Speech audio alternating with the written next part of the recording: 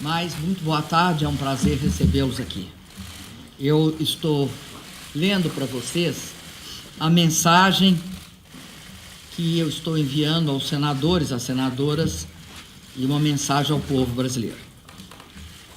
Brasília, 16 de agosto. Dirijo-me à população brasileira e às senhoras e aos senhores senadores para manifestar mais uma vez meu compromisso com a democracia e com as medidas necessárias à superação do impasse político que tantos prejuízos já causou ao país. Meu retorno à presidência, por decisão do Senado Federal, significará a afirmação do Estado democrático de direito e poderá contribuir decisivamente para o surgimento de uma nova e promissora realidade política. Minha responsabilidade é grande. Na jornada para me defender do impeachment, me aproximei mais do povo. Tive oportunidade de ouvir seu reconhecimento e receber seu carinho. Ouvi também críticas duras ao meu governo. Há erros que foram cometidos e há medidas e políticas que não foram adotadas. Acolho essas críticas com humildade e determinação, para que possamos construir um novo caminho. Precisamos fortalecer a democracia em nosso país, e para isto será necessário que o Senado encerre o processo de impeachment em curso, reconhecendo, diante das provas irrefutáveis, que não houve crime de responsabilidade, que sou inocente. No presidencialismo, previsto em nossa Constituição, não basta a desconfiança política para afastar um presidente. Há que se configurar crime de responsabilidade. E está claro que não houve tal crime. Não é legítimo, como querem aos meus acusadores, afastar o chefe de Estado e de governo pelo conjunto da obra. Quem afasta o presidente pelo conjunto da obra é o povo, e só o povo nas eleições. Por isso, afirmamos que, se consumado o impeachment sem crime de responsabilidade, teríamos um golpe de Estado. O colégio eleitoral de 110 milhões de eleitores seria substituído, sem a devida sustentação constitucional, por um colégio eleitoral de 81 senadores. Seria um inequívoco golpe, seguido de eleição indireta. Ao invés disso, entendo que a solução para as crises política e econômica que enfrentamos passa pelo voto popular em eleições diretas. A democracia é o único caminho para a construção de um pacto pela unidade nacional, o desenvolvimento e a justiça social. É o único caminho para sairmos da crise. Por isso, a importância de assumirmos um claro compromisso com o plebiscito e pela reforma política. Todos sabemos que há um impasse gerado pelo esgotamento do sistema político, seja pelo número excessivo de partidos, seja pelas práticas políticas questionáveis, a exigir uma profunda transformação nas regras vigentes. Estou convencida da necessidade e darei meu apoio irrestrito à convocação de um plebiscito, com o objetivo de consultar a população sobre a realização antecipada de eleições, bem como sobre a reforma política e eleitoral.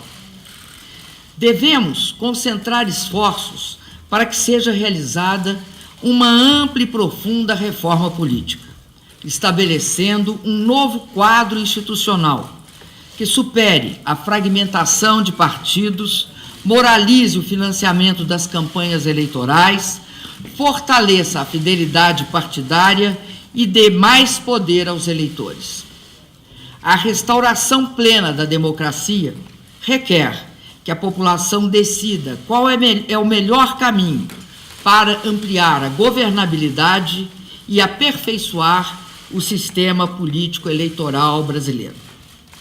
Devemos construir, para tanto, um amplo pacto nacional baseado em eleições livres e diretas, que envolva todos os cidadãos e cidadãs brasileiros.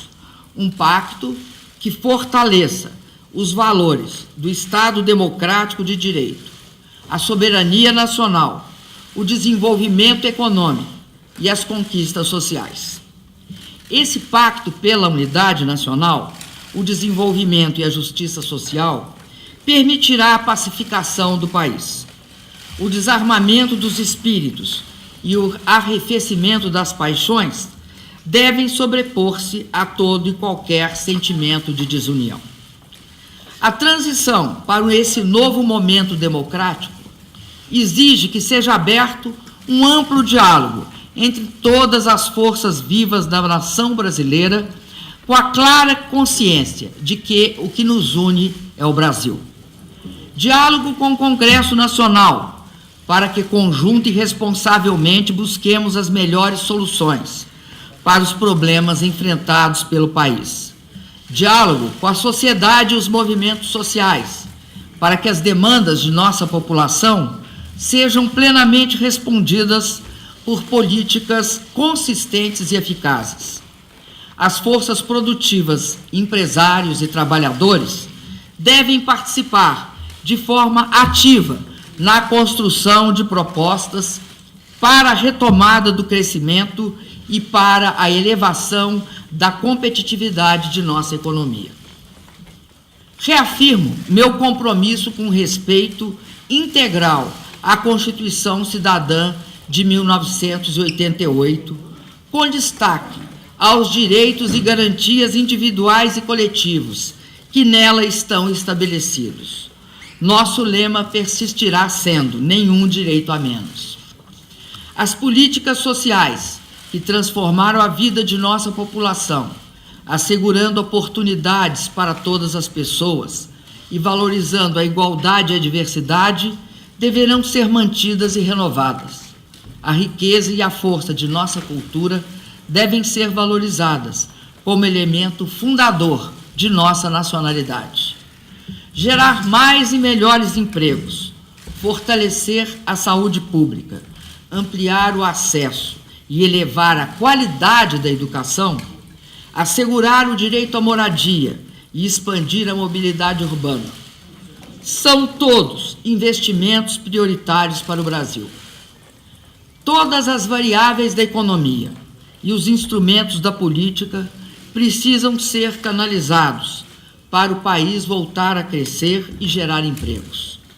Isso é muito necessário, porque desde o início do meu segundo mandato, medidas, ações e reformas necessárias para o país enfrentar a grave crise econômica foram bloqueadas e as chamadas pautas-bomba foram impostas sobre a lógica irresponsável do quanto pior, melhor. Houve um esforço obsessivo para desgastar o governo, pouco importando os resultados danosos impostos à população. Podemos superar este momento e, juntos, buscar o crescimento econômico e a estabilidade, o fortalecimento da soberania nacional e a defesa do pré-sal e de nossas riquezas naturais e minerárias. É fundamental a continuidade da luta contra a corrupção. Esse é um compromisso inegociável. Não aceitaremos qualquer pacto em favor da impunidade daqueles que, comprovadamente, após o exercício pleno do contraditório e da ampla defesa, tenham praticado ilícitos ou atos de improbidade. Povo brasileiro, senadoras e senadores, o Brasil vive um dos mais dramáticos momentos de sua história. Um momento que requer coragem, requer clareza de propósitos de todos nós. Um momento que não tolera omissões, enganos ou falta de compromisso com o país. Não devemos permitir que uma eventual ruptura da ordem democrática, baseada no impeachment sem crime de responsabilidade, fragilize nossa democracia, com o sacrifício dos direitos assegurados na Constituição de 1988. Unamos nossas forças e nossos propósitos na defesa da democracia, o lado certo da história. Tenho orgulho de ser a primeira mulher eleita presidenta do Brasil. Tenho orgulho de dizer que, nesses anos, exerci meu mandato de forma digna e honesta. Honrei os votos que recebi. Em nome desses votos e em nome de todo o povo do meu país, vou lutar com todos os instrumentos legais de que disponho para assegurar a democracia no Brasil. A essa altura, todos sabem que não cometi crime de responsabilidade, que não há razão legal para esse processo de impeachment, pois não há crime. Os atos que pratiquei foram atos legais, atos necessários, atos de governo, atos idênticos aos executados pelos presidentes que me antecederam. Não era crime na época deles e também não é crime agora. Jamais se encontrará na minha vida registro de desonestidade, covardia ou traição. Ao contrário dos que deram início a esse processo injusto e ilegal, não tenho contas secretas no exterior, nunca desviei um único centavo do patrimônio público para meu enriquecimento pessoal ou de terceiros e não recebi propina de ninguém. Esse processo de impeachment é frágil, juridicamente inconsistente, um processo injusto, desencadeado contra uma pessoa honesta e inocente. O que peço às senadoras e aos senadores é que não se faça a injustiça de me condenar por um crime que não cometi. Não existe injustiça mais devastadora do que condenar um inocente. A vida me ensinou o sentido mais profundo da esperança. Resisti ao cárcere e à tortura. Gostaria de não ter que resistir à fraude e à mais infame injustiça. Minha esperança existe porque é também a esperança democrática do povo brasileiro, que me elegeu 2 vezes presidente. Quem deve decidir o futuro do país é o nosso povo. A democracia há de vencer. Muito obrigado. Há vários trechos a comentar, mas há um que realmente é sensacional. Na carta da Dilma, aspas, gerar mais e melhores empregos, fortalecer a saúde pública, ampliar o acesso e elevar a qualidade da educação, assegurar o direito à moradia e expandir a mobilidade urbana são investimentos prioritários para o Brasil. A Dilma esqueceu que já exerceu o mandato e que já foi eleita para o segundo. E ela está dizendo que se ela voltar, ela vai gerar mais e melhores empregos, fortalecer a saúde pública. A mulher ficou 5 anos no poder, cara. E agora está dizendo, se eu voltar, eu vou fazer tudo isso aqui. A pergunta óbvia que você faz é porque não fez antes. Já logo no começo diz lá, meu retorno à presidência do Senado Federal significará a afirmação do Estado Democrático de Direito. Quer dizer que se ela sai, não é Estado Democrático de Direito? O impeachment não está previsto na Constituição e na lei? Não foi votado na Câmara e no Senado, na prática? Negou que tinha cometido crime, cometeu. Voltou a chamar de golpe o processo. Se posicionou, como disse, como candidata e disse haver uma ruptura da ordem institucional no Brasil, o que é mentira. É um delírio como raramente vi. É uma estupidez o que está aqui. Nada aqui faz sentido. É claro que não vai dar certo. Por isso que a carta não conta com o apoio nem do PT.